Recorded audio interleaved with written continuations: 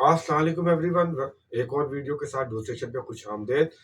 उम्मीद करता हूँ कि आप लोग बिल्कुल ठीक ठाक होंगे, एंजॉय कर रहे होंगे, साथ में सीख भी रहे होंगे और मेरी एफर्ट जो है कि आपके लिए हेल्पफुल होंगी, बेनिफिशियल होंगी। इसी उम्मीद के साथ एक और वीडियो में हाजिर है। हम अपनी सीरीज कर रहे हैं जनाब HSC ABC to XYZ learn with doctor dudes learn from the scratch, जिसमें हम HSC को बिगनर लेवल से एक्सपर्ट लेवल तक सीख रहे हैं फ्रॉम द स्टार्ट, इजी आसान तरीके से। तो उस सिलसिले में जी हम अपना जो सेकंड मॉड्यूल था फंडामेंटल कॉन्सेप्ट्स इन HSC उसको कवर कर रहे हैं और उस सिलसिले के अंदर जी हमारी आज की जो फंडामेंटल कॉन्सेप्ट है उस पर बहुत इंपॉर्टेंट की principles of the risk assessment, इनको ब्रीफली हम अंडरस्टैंड करेंगे कि जो रिस्क असेसमेंट का प्रोसेस होता है उसके कौन से ऐसे प्रिंसिपल है जिनको हमने अडॉप्ट करना होता है ताकि जो हमारी रिस्क असेसमेंट है वो इफेक्टिव हो सके। तो इनको अंडरस्टैंड करेंगे आज briefly. Obviously in the next module जब जब हम ये इसका मकसद ये है जी आपकी अच्छी फाउंडेशन बन जाए, अच्छी बेस बन जाए, ताकि नेक्स्ट मॉड्यूल में जब हम इसको कम्प्रीहेंसिवली अंडरस्टैंड करेंगे प्रैक्टिकली कैसे करते हैं तो आपके लिए आसानी हो। तो इस वीडियो में जी हम ये सीखेंगे। उसके अलावा जी आपकी सपोर्ट और फीडबैक का बहुत शुक्रिया। कुछ फर्दर सजेशन है आप उसमें मुझे शेयर कर सकते हैं, मैं कोशिश करूंगा कि उनको भी ऐड करूं। तो चलते हैं जी अपने टॉपिक की तरफ और स्टार्ट करते हैं। Welcome to presentation. जी हमारी सीरीज कवर कर रहे हैं जी HSC ABC to XYZ with doctor dudes learn from the scratch, जिसमें हम HSC को बिगनर से एक्सपर्ट लेवल तक इजी अंदाज में अंडरस्टैंड कर रहे हैं। तो हमारी सीरीज जो अब तक 10 वीडियोस हुई थी फंडामेंटल कॉन्सेप्ट्स इन HSC के ऊपर, हमने टर्मिनोलॉजीज देखी, की टर्मिनोलॉजीज उन सबको कवर किया। अब कुछ मजीद इंपॉर्टेंट कॉन्सेप्ट्स हैं, अब उनको कवर करेंगे। ये इंट्रोडक्शन देखते हैं जी। ये फंडामेंटल कॉन्सेप्ट HSC के बहुत इंपॉर्टेंट है प्रैक्टिशनर्स के लिए, ताकि आपकी जो नॉलेज है आप उसको अच्छे तरीके से इफेक्टिव तरीके से इम्प्लीमेंट कर सकें, अपना रोल प्ले कर सकें इफेक्टिवली। तो आज कौन से इंपॉर्टेंट टॉपिक्स हैं जो हम कवर करेंगे उनको देखते हैं जी। आज के हमारे जो कॉन्सेप्ट है वो है जी प्रिंसिपल्स ऑफ रिस्क असेसमेंट क्या होते हैं, इफेक्टिव रिस्क असेसमेंट कैसे करते हैं। अब चूंकि ये फंडामेंटल कॉन्सेप्ट की हमारी सीरीज चल रही है, इसके अंदर हम ब्रीफली देखेंगे। बेसिकली मैं चाह रहा था कि हमारी जो फाउंडेशन है इस हवाले से, रिस्क असेसमेंट के प्रोसेस के हवाले से उसकी बुनियाद रखी जाए, उसको पहले मजबूत किया जाए, ताकि इस पूरे प्रोसेस को जब हम नेक्स्ट मॉड्यूल्स में कवर करेंगे डी इन डेप्थ, तो आप वहाँ पर अच्छे से इसको क्या ग्रैस्प कर सकें। तो इसलिए अच्छा है इसकी बेसिक जो आपकी फाउंडेशन है वो मजबूत होनी चाहिए। तो इसीलिए जी प्रिंसिपल्स ऑफ रिस्क असेसमेंट को मैंने ग्रुप किया, ताकि आपकी अंडरस्टैंडिंग जो है वो डेवलप हो सके। तो इसके अंदर जी प्रिंसिपल्स ऑफ रिस्क असेसमेंट में आइडेंटिफाई द पोटेंशियल हैजर्ड्स आ जाता है, फिर असेसमेंट ऑफ द रिस्क आ जाती है, फिर इवैल्यूएशन ऑफ द रिस्क आ जाती है, फिर इम्प्लीमेंटेशन ऑफ द कंट्रोल आ जाता है, identification and implementation of the control आता है, देन मॉनिटरिंग एंड रिव्यू आ जाता है, देन जी आपने उनकी कम्युनिकेट कैसे करना है और ट्रेनिंग करवानी है कौन कौन सी वर्कर्स को, वो आ जाती है, एंड देन फिर आपकी कंटिन्यूस इंप्रूवमेंट का प्रोसेस आ जाता है जो कि सिस्टमेटिक अप्रोच होती है। तो ये है जी प्रिंसिपल जो कि रिस्क असेसमेंट के होते हैं। अब इनको वन बाय वन अच्छे से अंडरस्टैंड करते हैं, अपनी जो फाउंडेशन है उसे मजबूत करते हैं। जी जो फर्स्ट प्रिंसिपल है जी आपका वो होता है जी आइडेंटिफाई द पोटेंशियल हैजर्ड। इसमें आपका क्या होता है जी, आपने आपकी वर्क प्लेस पर ऑर्गेनाइजेशन के अंदर जितने भी पोटेंशियल हैजर्ड्स एग्जिस्ट कर सकते हैं, वो हो सकता है जी वो करंटली एग्जिस्ट कर रहे हैं, या हो सकता है वो ड्यू टू द कंडीशन और सर्कमस्टांसेस आ जाए, पैदा हो जाए। तो उन सब को आपने क्या करना होता है, रिकॉग्नाइज करना होता है, आइडेंटिफाई करना होता है। उसके अंदर आपके फिजिकल हो सकते हैं, केमिकल, बायोलॉजिकल, इकोनॉमिक, तो कोई भी टाइप के हैजर्ड, तो आपके तमाम के तमाम जो पोटेंशियल सोर्सेज ऑफ हार्म हो सकते हैं उनको आपने क्या करना है, आइडेंटिफाई करना है। अब ये प्रोसेस आप इस कैसे कर सकते हैं, ये सारा काम सिंपल। पहले तो आपके फिजिकल ऑब्जर्वेशन होती हैं, आप वॉक थ्रूज कर सकते हैं, साइट पे जाके सर्वे कर सकते हैं, इंस्पेक्शन कर सकते हैं, ऑन साइट खुद जाते हैं, चीज़ों को जाके देखते हैं। तो जो चीज़ें आपको खतरनाक लगती हैं आप उनको नोट डाउन कर लेते हैं। देन जी आप एम्प्लॉयज़ का फीडबैक ले सकते हैं, जो लोग साइट पे काम कर रहे हैं, रियल टाइम में जाके फेस कर रहे हैं उन हैजर्ड्स को, एक्टिविटीज़ को परफॉर्म कर रहे हैं। अब उनका एक्सपीरियंस, उनका नॉलेज है, वो बेहतर जानते हैं कि कौन कौन सी चीज़ें खतरनाक हैं कैसे। तो वो आप वहाँ से उनसे फीडबैक ले सकते हैं। देन जी आप इंसिडेंट्स रिपोर्ट्स वगैरह देख सकते हैं, आप अपनी मॉनिटरिंग कर रहे होते हैं, आपकी साइट पे अगर काम चल रहा है तो आपके पास रिपोर्ट डेटा कलेक्ट कर सकते हैं, जिसके अंदर आपकी इंसिडेंट एक्सीडेंट रिपोर्ट्स आ सकती हैं, मेडिकल केसेस आ सकते हैं, नियर मिसेज आ सकती हैं। तो इनके थ्रू आपको पता चल सकता है कि जनाब हमारे कौन कौन से मसाइल हैं, कौन कौन सी चीज़ें जो हमें नुकसान कर सकती हैं, किन की वजह से हो रही है। तो आपको यहाँ से हैजर्ड की आइडेंटिफिकेशन मिल सकती है। देन जी कंसल्टेशन ऑफ द एक्सपर्ट्स कर सकते हैं आप, इसके लिए आप इंडस्ट्री से आपको एक्सपर्ट मिल जाते हैं जिनको नॉलेज होता है आपकी रेलिवेंट बिजनेस से। तो आप उनकी कंसल्टेंसी ले सकते हैं कि जी हमारी ये प्रोसेस है, ये एक्टिविटीज़ है, इसमें आप हमें आके बताएं जी, हेल्प करें। तो वो आपको आके गाइड कर सकते हैं कि आपके प्रोसेस में कौन कौन से पोटेंशियल हैजर्ड्स हो सकते हैं। देन जी डिफरेंट टूल्स होते हैं, टेक्निक्स होती हैं हैजर्ड आइडेंटिफिकेशन की। वो आप अडॉप्ट कर सकते हैं। आप चेकलिस्ट बना सकते हैं, आप बेंचमार्किंग कर सकते हैं डिफरेंट ऑर्गेनाइजेशंस के साथ। तो चेक उसके थ्रू आप अपनी चेकलिस्ट बना सकते हैं। जैसे ये जॉब सेफ्टी एनालिसिस होता है, हैजअप होता है, हैजर्ड ऑफ प्रोबेबिलिटी स्टडीज होती हैं। इस तरह आप डिफरेंट किस्म की टेक्निक्स हैं जिनको यूज करते हुए अपनी साइट पर हैजर्ड्स को आइडेंटिफाई कर सकते हैं। जी, सेकंड प्रिंसिपल में जी आप रिस्क असेसमेंट के प्रोसेस में रिस्क असेसमेंट करते हैं, असेस द रिस्क करते हैं। इसको आप हु माइट बी हार्म्ड भी कह सकते हैं। इसमें आपने जी आइडेंटिफाई करना है कि जो आपने हैजर्ड आइडेंटिफाई किए, क्या वो आपके लिए पोटेंशियल हार्म है, तो किसको हार्म करेंगे? इंडिविजुअल्स को करेंगे, वर्कर को करेंगे, क्लाइंट हो सकता है, विजिटर्स हो सकते हैं। किसके लिए खतरा है? वो आपका एनवायरनमेंट के लिए खतरा है या आपके बिजनेस की प्रॉपर्टी वगैरह के लिए खतरा है? तो उसमें जी आपके दो फैक्टर होते हैं, लाइवलीहुड और कॉन्सिक्वेंसेस। आप उन दोनों को कंसीडर करते हैं, देखते हैं क्या चांसेस हैं जी आपके ये नुकसान करेंगे, क्या प्रोबेबिलिटी है, और अगर करेंगे तो फिर क्या उसका इम्पैक्ट होगा, उसके कॉन्सिक्वेंसेस का लेवल क्या होगा। तो ये चीज़ें आप असेस करते हैं रिस्क के हवाले से। ले जी, हमारा थर्ड प्रिंसिपल है जी, उसमें आपने वैल्यूएशन ऑफ द रिस्क करनी है कि अब आपने रिस्क को असेस कर लिया था, उसकी लाइवलीहुड और कॉन्सिक्वेंस को लो, मीडियम, हाई की फॉर्म में। अब आप उनको जनाब कंबाइन करके इसको वैल्यू दे देते हैं, वैल्यूएशन कर लेते हैं। कैसे करते हैं? आपने जनाब लाइवलीहुड को लो, मीडियम कहा था, तो आप उसको नंबर से रिप्रेजेंट कर देते हैं। आप 1 टू 5 कर देते हैं। आप लो को 1 कह देते हैं, 2 कह देते हैं, मीडियम को 3 कह देते हैं, हाई को आप 4, 5 कह देते हैं। दोनों को जब लाइवलीहुड और कॉन्सिक्वेंसेस को, देन आप इनका प्रोडक्ट ले लेते हैं, मल्टीप्लाई कर लेते हैं, तो आपको रिस्क की वैल्यू मिल जाती है। अब इसके की काउंट ले लेते हैं जी। आपको सबसे पहले तो जी आप रिस्क की कैटेगराइजेशन कर लेते हैं। ये क्या होती है जी? सिमिलर जो रिस्क होते हैं उनको एक ग्रुप में इकट्ठा कर लेते हैं। फॉर एग्जांपल आपके ऑपरेशनल रिस्क होते हैं, फाइनेंशियल होते हैं और स्ट्रेटेजिक होते हैं। अब ये मैंने ऑर्गेनाइजेशनल लेवल पर आपको टर्म्स बताई हैं। ये रिस्क मैनेजमेंट का जब प्रोसेस जो कि पूरी ऑर्गेनाइजेशन के साथ लिंक होता है, जिसमें आप पूरी ऑर्गेनाइजेशन के हैजर्ड जो रिस्क को मैनेज कर रहे होते हैं, तो वहां पर आप ये इस तरह से कैटेगराइज करते हैं। लेकिन जो आप एक्टिविटी ऑन द फील्ड करते हैं रिस्क असेसमेंट के प्रोसेस में यूजली, तो वहां पर आप एक्टिविटी बेस्ड जो है कैटेगराइज कर रहे होते हैं। For example work at hitech activity है, तो उसके जो रिस्क होते हैं उनको सेपरेट कर लेते हैं। हॉट वर्क्स है, वो एक सेपरेट एक्टिविटी है, उसके आप अलहदा से कैटेगराइज कर लेते हैं। लिफ्टिंग एक्टिविटी है। तो इस तरह से जिस तरह आपकी एक्टिविटीज होती है, तो आप एक्टिविटी वाइज अपने रिस्क को कैटेगराइज कर लेते हैं। देन जी जो आपका प्रिंसिपल इसमें वो कहता है जी, आप फिर उसकी स्कोरिंग कर लेते हैं, जिससे हमने डिस्कस किया, लाइकलीहुड और कॉन्सिक्वेंस की मल्टीप्लिकेशन से। अब इसमें आप स्कोरिंग मेथड यूज कर सकते हैं। इसमें वही आप रिस्क, लाइकलीहुड और कॉन्सिक्वेंस की जो वैल्यू बनाई है आपने, उसको मल्टीप्लाई करके रिस्क की वैल्यू बना लेते हैं।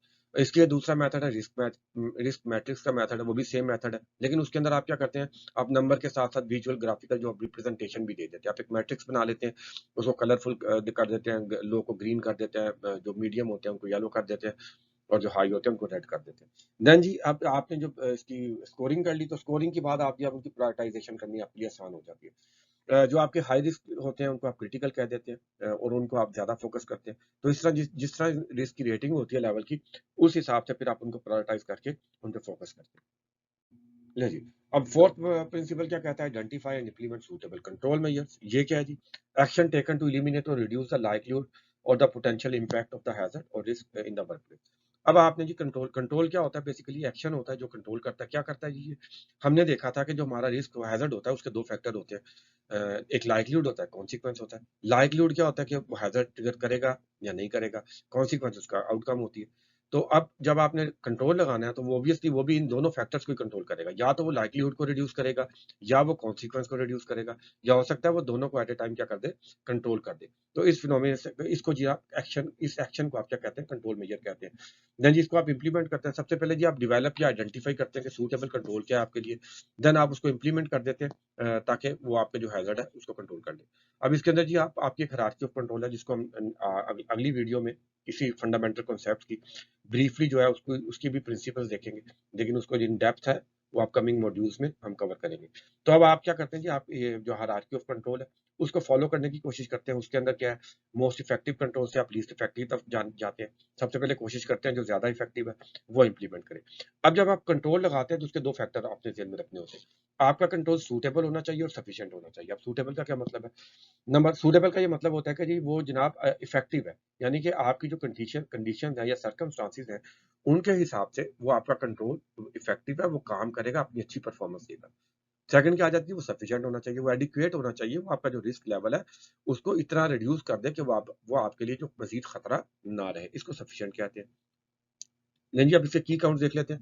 तो जब आप अपने रिस्क कंट्रोल्स को सिलेक्ट कर रहे होते हैं तो आप उसके बेनिफिट्स को देख रहे होते हैं कि कितना फ़ायदा देगा। देन जी आप उसके अंदर अफोर्डेबिलिटी फैक्टर को देख रहे होते हैं, यानी कि उसकी कॉस्ट कितनी आएगी, आप अफोर्ड कर सकते हैं, एफर्ट कितनी रिक्वायर्ड होगी, टाइम कितना रिक्वायर्ड होगा। तो इन सारी चीज़ों की बेसिस पर जो आप अपने कंट्रोल मेजर सिलेक्ट कर रहे होते हैं। ले जी, अब नेक्स्ट प्रिंसिपल क्या है जी, बड़ा इंपॉर्टेंट है, monitor and review. Monitoring and review ये क्या होता है? Monitoring process of continuously tracking and evaluating the effectiveness of the control measure. ये जी आप इसमें चेक करते रहे, आप इंडिकेटर बनाते हैं, देखते हैं कि जो आपने कंट्रोल लगाए थे वो कैसा काम कर रहे हैं। बेसिकली आप उसका डेटा कलेक्ट करते हैं। रिव्यू क्या होता है जी? Process of analysing the information gather from the monitoring. अब जो आपने मॉनिटरिंग के दौरान इन्फॉर्मेशन गैदर किया, आप उसको उसका एनालिसिस करते हैं, इस प्रोसेस को आप रिव्यू करते हैं, आप चेक करते हैं आपकी परफॉर्मेंस कैसी जा रही है। Regularly review and update the risk assessment to ensure the controls remains effective and new hazards are identified. अब जी मैं इसको बिल्कुल आसान करके अंडरस्टैंड कर लेते हैं। मॉनिटरिंग क्या होती है जी? आपने जो कंट्रोल लगाए तो आप उसके साथ इंडिकेटर सेट करते हैं जो कि आपको उस कंट्रोल के ऊपर स्टैट्स देते हैं, उसका डेटा देते हैं कि वो क्या कर रहे हैं। उस डेटा को आप कलेक्ट करते हैं, इस डेटा कलेक्शन को आप मॉनिटरिंग कहते हैं। अब मॉनिटरिंग कर लिया आपने, डेटा कलेक्ट कर लिया, ये आप इंस्पेक्शन, सर्वे, अगर टेक्निकल कंट्रोल्स हैं तो उनके गैजेट्स होते हैं, वो आपको उनका डेटा दे देते हैं। देन जी आप क्या करते हैं, आप उसको जनाब उस जो इन्फॉर्मेशन कलेक्ट किया आपने उसको अच्छे से एनालाइज करते हैं, उसका एनालिसिस करके आपको पता चलता है कि यार हमारी जो रिक्वायर्ड परफॉर्मेंस थी वो ये थी और हमारी अचीव परफॉर्मेंस क्या है। अब दो सूरतें, या तो आपकी जो परफॉर्मेंस थी वो आपने अचीव की, और या हो सकता है कि आप उसको अचीव नहीं कर सके। अगर तो अचीव नहीं कर सके इसका मतलब कोई मसला है, तो फिर आप क्या करते हैं, दोबारा से सारा प्रोसेस करते हैं, आप गैप्स ढूंढते हैं एनालिसिस के अंदर, आप पता लगाते हैं, रूट काज पे जाते हैं, या रूट काज क्या थी। फिर वो रूट काज़ ढूँढ के आप उसके लिए फिर नया एक नया एक्शन प्लान बनाते हैं। नया एक्शन प्लान बना के उसको इम्प्लीमेंट करते हैं। इम्प्लीमेंट करके दोबारा से मॉनिटरिंग स्टार्ट करते हैं। उस मॉनिटरिंग से जो डेटा मिलता है उसको रिव्यू करते हैं और फिर आप परफॉर्मेंस चेक करते हैं। तो जब तक आपकी परफॉर्मेंस अप टू मार्क नहीं आ जाती, जो डिज़ायर्ड परफॉर्मेंस है आपकी वो अचीव नहीं हो जाती, ये प्रोसेस चलता है। अब वन्स आपने जो परफॉर्मेंस अचीव कर ली, तो व्हाट नेक्स्ट? तो फिर आप एरियाज़ ऑफ इम्प्रूवमेंट ढूँढते हैं या रिफाइनमेंट ढूँढते हैं। आपने इस प्रोसेस को फर्दर क्या करना है जी, इम्प्रूव करना है, क्योंकि वक़्त के साथ हो सकता है नए हैज़र्ड्स भी आते रहें। अब इसी प्रोसेस के अंदर आपको न्यू हैज़र्ड्स भी मिल रहे होते हैं। जो पुराने हैज़र्ड्स आपने आइडेंटिफ़ाई किए थे, वो उससे उतने ही नहीं रह जाते। नए हैज़र्ड्स भी वक़्त के साथ-साथ आप ढूँढते रहते हैं। तो फिर जी आप एरियाज़ ऑफ इम्प्रूवमेंट ढूँढते हैं। आप ऐसी चीज़ें ढूँढते हैं जिससे आपके जो प्रोसेस है वो फर्दर रिफ़ाइन हो जाता है। फिर आप उसके लिए एक्शन प्लान बनाते हैं, उनको इम्प्लीमेंट करते हैं, फिर उनको मॉनिटर करते हैं और फिर उनको आप क्या करते हैं, रिव्यू करते हैं। तो इस तरह से आपका ये साइकिल चलता है, जिससे आपकी कंटीन्यूअस इम्प्रूवमेंट आती है। अब जनाब अब जो जो आपकी मॉनिटरिंग या रिव्यू है, वो ये 2 तरह से हो सकती है, रेगुलर हो सकती है या रूटीन हो सकती है। इसको आप स्केड्यूल्ड कहते हैं। दूसरी आपकी ये सिचुएशनल हो सकती है। अब स्केड्यूल्ड में कैसे हो सकता है? आप डिसाइड कर लेते हैं, फ्रीक्वेंसी सेट कर लेते हैं, कि यार हम मंथली ये काम करेंगे। अब कुछ एरियाज़ ऐसे होते हैं जिनको आप वीकली भी देख रहे होते हैं, कुछ को आप मंथली देख रहे होते हैं और कुछ आप जो होते हैं वो क्वार्टरली देख रहे होते हैं, कुछ एनुअली देख रहे होते हैं। तो आप फिर क्या, इनको आप क्या कहते हैं? हमारी स्केड्यूल्ड जो होती है रिव्यू और मॉनिटरिंग होती है। देन जी आपके पास जो होती है सिचुएशनल क्या होती है? सिचुएशनल में ये होता है कि जी आपकी अगर कोई चेंज आ जाए, फॉर एग्जांपल इंसिडेंट हो सकता है, प्रोसेस चेंज हो गया आपका, इक्विपमेंट नया आ गया, इक्विपमेंट चेंज हो गया, या आपकी मेथड स्टेटमेंट चेंज हो गई। तो अगर इस तरह स्ट्रक्चरल चेंज हो गई, आपके जो सीनियर मेंबर हैं मैनेजमेंट के, वो नए आ गए हैं, तो उनको अच्छे से कम्युनिकेट करना, बताना सारा कि हमारी सिस्टम में क्या चल रहा है, ताकि वो उनका भी पार्ट आ जाए। तो फिर इन तमाम चेंजेस, अगर इनमें से इस तरह की कोई भी चेंज आ जाती है, तब भी जो होता है आप अपनी जो मॉनिटरिंग और रिव्यू को एग्जीक्यूट कर रहे होते हो, प्रोसेस को कर रहे होते हो। तो इस प्रोसेस को आप क्या कहते हैं? Monitoring and review. और बेसिकली ये आपका जो एचएसई है उसका ये बैकबोन प्रोसेस है। अगर ये आपका प्रोसेस इफेक्टिव नहीं होता या आप नहीं करते, तो ऑब्वियसली आप जो एचएससी के जो टारगेट्स वगैरह वो अचीव ही नहीं कर सकते। या जी नेक्स्ट जी हमारा प्रिंसिपल है रिस्क असेसमेंट और communication and training, very important one. अब ये बेसिकली इसका जो फेज स्टार्ट होता है, ये फेज स्टार्ट हो जाता है जहां हमने कंट्रोल्स को डेवलप करके इंप्लीमेंट किया था।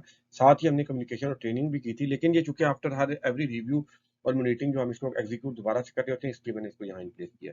अब ये बहुत इंपॉर्टेंट है, कहता है share risk assessment finding with the relevant person and provide training on the implemented controls to ensure everyone understand their roles and responsibilities. अब अगर आपकी कम्युनिकेशन और ट्रेनिंग इफेक्टिव नहीं है, इनसफिशिएंट है, तो आपके कंट्रोल्स कभी भी जो है इफेक्टिव नहीं हो सकते। क्यों जी? आपकी जो कंट्रोल आपने डेवलप करके इंप्लीमेंट किया है, एंड पार्टी कौन है? उसका रिसीविंग एंड कौन है? ऑब्वियसली वो जो वर्कर जहाँ पे जो फील्ड में काम कर रहा है, वो लोग जो उस एक्टिविटी का हिस्सा है, उसको एग्जीक्यूट कर रहे हैं, ऑपरेटर्स हो सकते हैं, वो लोग बेसिकली एंड पार्टी है, रिसीविंग एंड है। तो अगर आपने जो कंट्रोल डेवलप करके इंप्लीमेंट कर दिया, आप उसको उनको इफेक्टिव तरीके से कम्युनिकेट ही नहीं कर पाते, यानी कि जो वर्कर काम कर रहा है, जिसके हैजर्ड है, जो फेस कर रहा है, उसको अगर आप बता ही पाए अच्छे तरीके से इफेक्टिवली, उसे नहीं पता कि हैजर्ड कौन से हैं, तो वो कैसे कंट्रोल करेगा? इसी तरह आपने बताया नहीं कि इस हैजर्ड को कंट्रोल करने के लिए ये हमने मेथड अडॉप्ट किया, आपने इसको फॉलो करना है। तो इसलिए जो जो आपकी कम्युनिकेशन है बहुत इफेक्टिव होनी चाहिए। ताकि आपकी जो ऑर्गेनाइजेशन के अंदर जितने भी कंसर्न पार्टनर्स हैं या स्पेशली जो एंड पार्टी है, उसको अच्छे से पता हो कि जनाब ये हमारे हैज़र्ड्स हैं, ये हमारे कंट्रोल हैं, ये मेथड्स हैं, ये हमने फॉलो करने हैं। इसी तरह जी ट्रेनिंग करवाना, रेलेवेंट ट्रेनिंग करवाना, टेक्निकल गैजेट्स हो सकते हैं, इक्विपमेंट हो सकता है, पीपीईज़ हो सकते हैं। देन जो आपकी टेक्निकल जॉब्स होती हैं, कटिंग या ग्राइंडिंग है, तो अगर आप इससे मुतल्लिक उस वर्कर को जो सफिशिएंट ट्रेनिंग नहीं देते, ताकि उसको आप बता सकें, उसके स्किल्स इंप्रूव कर सकें कि उसकी जो जॉब है उसको उससे सेफली उसके क्या हैज़र्ड्स हैं, उसको बचना कैसे है, सेफली एग्ज़ीक्यूट कैसे करना है। तो अगर आपकी ट्रेनिंग एंड कम्युनिकेशन इफेक्टिव नहीं है, तो ऑब्वियसली आपके जो जितने भी कंट्रोल मेजर्स हैं, जितनी भी एफर्ट्स हैं, वो सारी की सारी वेस्ट हो जाएँगी। अब इसके की काउंट्स क्या होते हैं? तो आज जनाब आप अपनी कम्युनिकेशन और ट्रेनिंग को इफेक्टिव बनाने के लिए क्या करते हैं जी, आप टारगेट ऑडियंस करते हैं पहले। आप जो आपने कंटेंट देना है उनको, ऑब्वियसली उसके लिए आपने उनको पहले उनको टारगेट करना है। अब वर्कर है आपका या लेबर है, अब आप वर्कर को टेक्निकल प्रेजेंटेशन जो हम अभी डिस्कस कर रहे हैं, ये तो नहीं दे सकते, उसे तो समझ ही नहीं आएगी। आप जो लेबर या उस वर्कर होता है, उसके लिए कोई विजुअल इमेजेस बना सकते हैं, कोई सिंपल वीडियोस ऐसी हो सकती हैं जिसके अंदर वो इंसिडेंट होता देख रहा है या कोई ऐसी चीज। स्टोरी टेलिंग कर सकते हैं, उसके साथ क्विज कर सकते हैं ओरल किस्म के, जिसके अंदर आप उससे क्रॉस क्वेश्चनिंग कर रहे हैं। देन जी आप उसके साथ कोई गेम वगैरह खेल सकते हैं, तो इस तरह की चीजें आप उसके लिए डेवलप करेंगे। लेकिन जो आपकी मैनेजमेंट का एंड के लोग होते हैं, इंजीनियर्स होते हैं, या मैनेजर्स होते हैं, ऑब्वियसली आप उनके लिए टेक्निकल प्रेजेंटेशन बनाएंगे, जिसके अंदर जनाब आप उनके केस स्टडीज डिस्कस करेंगे, डेटा एनालिसिस करेंगे, रोल प्लेइंग करेंगे, मैट्रिक्स वगैरह जो है वो बना के आप उनके साथ डिस्कस कर रहे होंगे, ब्रेनस्टॉर्मिंग कर रहे होंगे। तो ये चीजें तो इस तरह विजिटर्स के लिए, तो आपने जो सबसे पहले क्या करना है, जो आपकी टारगेट ऑडियंस है, उनके लिए आपने जो अप्रोप्रिएट कंटेंट है वो डेवलप करना है। देन जी आपका मेथड क्या होना चाहिए, इफेक्टिव होना चाहिए। यानी कि जो आपकी डिलीवरेंस है, इन हाउस हो सकती है, आउटडोर हो सकती है, थर्ड पार्टी से करवा सकते हैं, वर्कशॉप की शक्ल में हो सकती है, उस करवा सकते हैं, कैंपेन चला सकते हैं। तो आपने खुद डिसाइड करना होता है कि हमारे लिए कौन सा मेथड किस मौके पर ज़्यादा इफेक्टिव है। तो अगर आप अपनी टारगेट ऑडियंस को अच्छा करते हैं और अपने मेथड्स को इफेक्टिव बनाते हैं, तो देन ही आपकी जो कम्युनिकेशन और ट्रेनिंग है वो इफेक्टिव हो सकती है। या जी, अब कुछ चीज़ें कम्युनिकेशन के हवाले से फर्दर वो जल्दी से देख लेते हैं। कम्युनिकेशन ये होती है, हमने इन्फॉर्मेशन जो है वो प्रोसेस कम्युनिकेट करनी है। कौन-कौन सी इन्फॉर्मेशन जो होती है वो रिस्क असेसमेंट के बारे में हो सकती है, स्टेक होल्डर की एंगेजमेंट के बारे में हो सकती है। आपने जब पार्टीज़ को इन्वॉल्व करना है अपनी रिस्क असेसमेंट के प्रोसेस में, तो आप उनको पहले एंगेज करते हैं, कम्युनिकेट करते हैं। देन जी ट्रांसपेरेंसी इसमें बहुत की एलिमेंट है। जी आप जो कुछ भी कर रहे हैं उसको ट्रांसपेरेंट होना चाहिए, फैक्चुअल होना चाहिए, और जनाब क्लियर होना चाहिए, कंसाइज़ होना चाहिए। यानी कि जो चीज़ें आप कर रहे हैं, आप उसके अंदर डमी चीज़ें ऐड करने की जो है ना ज़रूरत नहीं होती। अदरवाइज़ जो आपकी इफेक्टिवनेस है, वो खत्म हो जाएगी। एक्यूरेट इन्फॉर्मेशन होनी चाहिए। इसमें जो ट्रेनिंग होती है बेसिकली वो आपकी जो ना प्रोसेस ऑफ टीचिंग होता है, या आप प्रैक्टिस होता है जो आप उसको सेफर एनवायरनमेंट में आप करवा रहे होते हैं लोगों को, ताकि उनके स्किल्स जो है वो इम्प्रूव हो सके। वो रिस्क की अवेयरनेस के हवाले से हो सकती है, कंट्रोल्स के बारे से हो सकती है कि रिस्क की अवेयरनेस क्या, रिस्क कौन से थे, उसके कंट्रोल कौन से हैं। और उसी तरह रिस्क असेसमेंट का स्किल्स के बारे में हो सकती है कि यार आप उनको गाइड कर सकते हैं कि नए हैजर्ड कैसे फाइंड करने हैं, किस तरीके से पार्टिसिपेट करना है प्रोएक्टिवली, ताकि वो भी जो है इफेक्टिवली अपना रोल प्ले कर सकें प्रोएक्टिवली। ले जी, अब नेक्स्ट जी बड़ा इंपॉर्टेंट टॉपिक जिसको कहते हैं कंटीन्यूअस इंप्रूवमेंट, ये है जी। अब ये क्या है जी, continuous improvement is a proactive and ongoing process to identify, analyse, implement changes to improve HSC performance, processes and system. ये क्या है जी, ये सबसे पहले ये प्रोएक्टिव होता है। आप इसमें वर्कर्स की एंगेजमेंट कर रहे होते हैं, एम्प्लॉय एंगेजमेंट करते हैं। देन जी आप इसके अंदर इफेक्टिव मॉनिटरिंग ला चाहिए होती है आपकी, और ये आपकी रेगुलर जो रिव्यूज और वैल्यूएशन पे बेस करता है कंटीन्यूअस मॉनिटरिंग का इंप्रूवमेंट का प्रोसेस। ये क्या है बेसिकली, तो जब आपने जनाब अपना प्रोसेस शुरू किया मॉनिटरिंग और रिव्यू का, तो उसी वक़्त आपका कंटीन्यूअस इंप्रूवमेंट का प्रोसेस स्टार्ट हो जाता है बेसिकली। बेसिकली ये प्रोसेस होता है रिफाइनिंग योर प्रोसेस, उसको असेस करना, और उसके बाद जो उसकी इफेक्टिवनेस है उसको फर्दर इंप्रूव करना। अब इस प्रोसेस के दौरान अब जब आप रिव्यू करते हैं और मॉनिटरिंग और रिव्यू कर रहे होते हैं, तो उस वक़्त आप कोशिश करते हैं कि जो आपके नए हैज़र्ड्स हैं आप उनको भी आइडेंटिफाई कर लें, फर्दर जो हिडन हैज़र्ड हो सकते हैं, उनको भी आइडेंटिफाई कर लें, उनके भी सॉल्यूशन बनाएँ, उनके एक्शन प्लान बनाएँ, और जनाब आप उसको भी अपने सिस्टम का पार्ट बनाएँ, हिस्सा बनाएँ, और उसके बाद उनको मॉनिटर करें और इवैल्यूएट करें, और उसके बाद दोबारा से फिर कोई मज़ीद चीज़ें जो है वो ऐड करते जाएँ। इस तरह ये साइकिल चलता है। इस साइकिल से आपकी कंटीन्यूअस मॉनिटरिंग आती है। अब इसकी इफेक्टिवनेस जो है उसके लिए आपको चाहिए कि अपना जो रिव्यू साइकिल है उसको एस्टेब्लिश करें, उसकी फ्रीक्वेंसी ज़्यादा रखें। 6 मंथली कर लें। अगर आप एवरी 6 मंथ अपनी रिस्क असेसमेंट को रिव्यू करेंगे, तो ऑब्वियसली आप उसपे ज़्यादा फोकस करेंगे, ज़्यादा चीज़ें ऐड करेंगे, ज़्यादा क्रिटिकल एनालिसिस हो सकेगा। देन एनुअल कर सकते हैं। अब इसको इफेक्टिव बनाने के लिए जी आपको प्रिंसिपल यूज़ करने को मेथड यूज़ करने चाहिए। फॉर एग्ज़ाम्पल फर्स्ट जो आपका प्रिंसिपल ये होना चाहिए, वो ये होना चाहिए कि जी आपने रूट कॉज़ेज़ ढूँढनी है हर चीज़ की। तो हमेशा जी आप जब भी रिव्यू करें तो आप रूट कॉज़ेज़ को डिस्कस करें, उसके अंदर नई-नई नए जो आइडियाज़ हो सकते हैं इफेक्टिव, वो उसके अंदर इंड्यूस करें।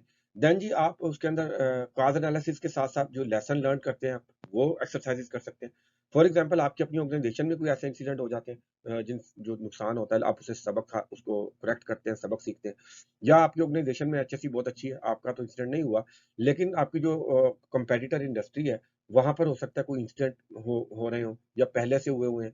आप उनकी जो लेसन लर्न की एक्सरसाइज़ेज़ हैं, वो कर सकते हैं, अपने लोगों को बता सकते हैं, वहाँ क्या गलती हुई थी, क्या नुकसान हुआ, क्या सबक सीखा। तो इस तरीके से जो आपका कल्चर है ऑर्गेनाइज़ेशन का, वो इम्प्रूव हो जाएगा। देन जी बेंचमार्किंग कर सकते हैं, आपके कंपैटिटर हैं या आपकी जो इंडस्ट्रीज़ है फील्ड कंपैटिटर, कोई बहुत अच्छी इंडस्ट्री है, उनके स्टैंडर्ड्स बहुत हाई हैं, तो आप अपनी जो परफॉर्मेंस है उसको उनके साथ कंपेयर कर सकते हैं। तो इस तरीके से भी जो है अगर आप ये प्रोसेस करते रहते हैं, तो आपकी जो परफॉर्मेंस है वक़्त के साथ-साथ वो फर्दर इम्प्रूव होती जाती है। तो इस प्रोसेस को आप क्या कहते हैं, कंटीन्यूअस इम्प्रूवमेंट। जी, आज हमने टॉपिक में की principles of the risk assessment को जो है वो देखा ब्रीफली। तो अब कंक्लूजन करते हैं जी। की प्रिंसिपल में पहला आता है आइडेंटिफिकेशन ऑफ द हैज़ार्ड। आपने ऑर्गेनाइजेशन के सारे हैज़ार्ड आइडेंटिफाई करने हैं। उसके बाद ही आपने रिस्क को असेस करना है, किसका नुकसान करेंगे, कितना करेंगे, ये देखते हैं। देन जी आप नेक्स्ट प्रिंसिपल में वैल्यूएशन ऑफ द रिस्क करते हैं, रिस्क की रेटिंग करते हैं। देन जी आप रिस्क रेटिंग करने के बाद जो आपने सूटेबल कंट्रोल होते हैं वो आइडेंटिफाई करते हैं, आप उनको इम्प्लीमेंट करते हैं। देन जी आप उनकी मॉनिटरिंग करते हैं, आप चेक करते हैं जो आपने कंट्रोल इम्प्लीमेंट किया उनकी परफॉर्मेंस क्या है। उसकी परफॉर्मेंस चेक करने के लिए आप रिव्यू का प्रोसेस करते हैं, और अगर आप उसमें कोई कमी है तो आप उसको इम्प्रूव करते हैं। देन जी आप करते हैं कम्युनिकेशन एंड ट्रेनिंग है इसका नेक्स्ट प्रिंसिपल, जिसके अंदर जो आपने रिस्क असेसमेंट की जितनी भी फाइंडिंग्स हैं, वो सारी आपने कम्युनिकेट करनी है इफेक्टिवली तमाम कंसर्न लोगों को। उसके साथ-साथ आपने ट्रेनिंग भी देनी है ताकि हर बंदा जो है इफेक्टिव तरीके से अपनी रोल्स एंड रिस्पॉन्सिबिलिटीज़ हैं, उनको पूरा कर सके।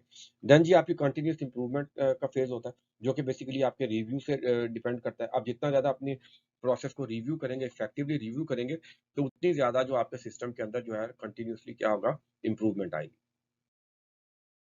चलिए जी, ये हमारा आज का टॉपिक था। उम्मीद करता हूँ जी आपके लिए हेल्पफुल होगा। मेरी एफर्ट्स आपके लिए जो हैं वो बेनिफिशियल होंगी।